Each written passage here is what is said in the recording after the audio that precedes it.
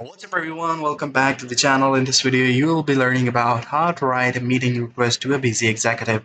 So I'm going to show you guys under 3 minutes how you guys can do it and send it via Claude. You don't have to actually open your Gmail account. So first thing first, if you are using it for the first time, you have to go to the connectors. In the connectors, just go to the add connector option, and here just go to the Gmail. You guys can pause the video and see the steps again if you think it's a very quick one.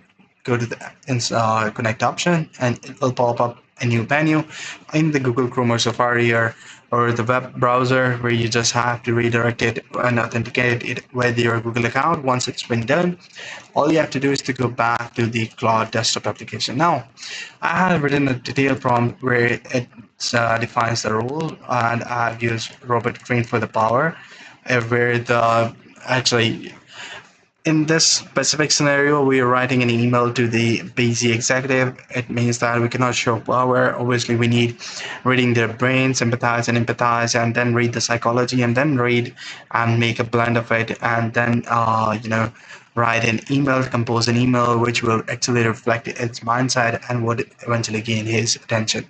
So for that, I'm using Chris Voss, which is very good at psychological leverage. So for the task, I have given all these things, the email topics, because I'm writing more than one email. So now if you guys can see it, uh, it says, is this a bad time to ask something unusual?